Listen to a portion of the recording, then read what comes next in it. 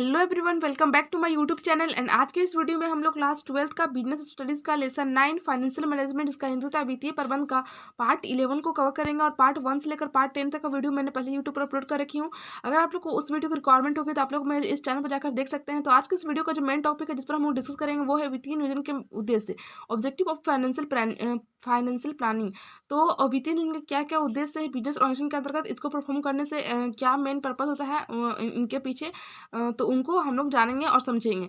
तो वित्तीय नियोजन का उद्देश्य को एक्सप्लेन करने से पहले मैं इसका बेसिक मीनिंग समझाना चाहूँगी कि वित्तीय नियोजन क्या होता है। तो वित्तीय नियोजन से अभिप्राय है कि वित्तीय जितने भी बिजनेस ऑर्गेनाइजेशन के अंतर्गत वित्तीय क्रियाओं को पूर्व से निर्धारण करना। जितने बिजनेस ऑर्गेनाइजेशन के अंतर्गत किए जाने वाले वित्त संबंधित कार्य है, वित्त संबंधित एक्टिविटी है, उनका पूर्व ही निर्धारण करना, ताकि सही समय पर और सही मात्रा में वित्त उपलब्ध हमेशा होता रहे बिजनेस ऑर्गेनाइजेशन के अंतर्गत। इसको ही हम लोग कहते हैं वित्तीय नियोजन। ठीक है, अर्थात वित्त संबंधी क्रिया, पैसे संबंधी क्रियाओं को पहले से ही प्लानिंग करना ही वित्तीय नियोजन कहलाता है। और वित्तीय नियोजन का उद्देश्य है वो हम लोग इस वीडियो में डिस्कस करेंगे। तो वित्तीय नियोजन के उद्देश्य निम्नलिखित है, तो चलिए हम लोग डिस्कस करते हैं। तो वित्तीय नियोजन एक का प्राथमिक उद्देश्य प्राप्त पूंजी की इस प्रकार व्यवस्था करना है कि व्यवसाय के संचालन के सभी साधन उपलब्ध हो, कि उपार्जित आय में सभी समस्त व्यय घटाने के बाद जो शुद्ध लाभ बचे वह अंशधारियों को नियोजित पूंजी का उचित प्रत्याय हो। वित्तीय नियोजन के अन्य उद्देश्य इस प्रकार है। तो वित्तीय नियोजन का जो प्राथमिक उद्देश्य, इनकी प्राइमरी जो पर्पस है वो यह है कि पर्याप्त मात्रा में इनकी सफिशिएंट कैपिटल बिजनेस ऑर्गेनाइजेशन को मतलब ये रिक्वायरमेंट करना, उसको एक्वायर्ड कराना, और साथ ही साथ इस प्रकार व्यवस्था करना ताकि जो बिजनेस ऑर्गेनाइजेशन है वो हमेशा वित्त संबंधित समस्याओं से मतलब समाधान हो, और उसका जो वित्त हो वो हमेशा व्यवसाय में उपलब्ध हो सके। ठीक है, और अंशधारकों को भी नियोजित पूंजी का अच्छा रिटर्न मिल सके। शेयर होल्डर जितने भी होते हैं वो अपना जितने भी इन्वेस्टमेंट करते हैं तो उनको अच्छा खासा रिटर्न मिल सके, इसलिए वो वित्तीय नियोजन करते हैं। ठीक है, तो फर्स्ट पॉइंट है सरलता, सिंप्लिसिटी। ठीक है, कह रहे वित्तीय नियोजन इतना सरल होना चाहिए ताकि वह आसानी से समझा सके। यानी कि वित्तीय नियोजन को मतलब इस प्रकार प्लान किया जाना चाहिए ताकि वो समझने में आसानी हो सके। जितने भी संस्था के जो वर्कर्स है, जो सबऑर्डिनेट है, जो सुपरवाइजर, वो सरलतापूर्वक समझ सके। और सेकेंड जो है वो लोच फ्लेक्सिबिलिटी। वित्तीय नियोजन इस प्रकार किया जाना चाहिए ताकि उसमें व्यापार के विस्तार एवं संकुचन अपने आप समेटने की दिक्कत ना हो। इनकी वित्तीय नियोजन को हम लोग इस प्रकार बनाना चाहिए ताकि वह फ्लेक्सिबल हो, वह लोचपूर्ण हो, अर्थात उसमें समय के अनुसार परिवर्तन किया जा सके।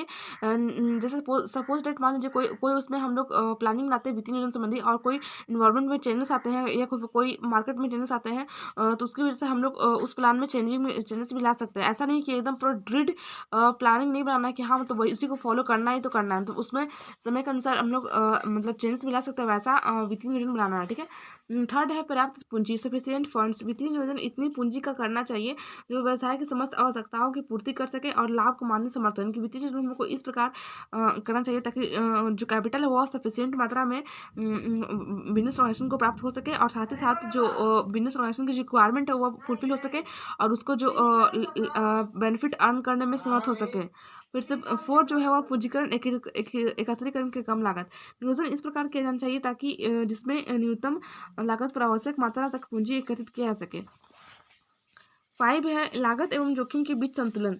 इन साधारण अंशों पर लाभांश पूर्वाधिकार अंशों से अधिक रखना चाहिए, और पूर्वाधिकार अंशों की लाभांश की दर ऋण पत्रों की ब्याज की दर से अधिक होना चाहिए, और या तो विनियोगकर्ताओं जितनी जोखिम उठाए उसे उतना ही अधिक प्रतिफल दिया जाना चाहिए। कहने का मतलब है कि लागत और जोखिम कितना उसका लागत है कोई इन्वेस्टमेंट का, उसका जो कितना उसमें रिस्क है, उन्हें दोनों में बैलेंस बनाकर रखना चाहिए। ऐसा नहीं कि हाँ लागत बहुत कम है और जोखिम उसमें बहुत ज़्यादा, ऐसा मतलब दोनों में इक्वल बैलेंस लेकर चलना, तभी वो बिजनेस ऑर्गेनाइजेशन का जो गोल है वो सक्सेसफुली मतलब अचीव हो सकता है।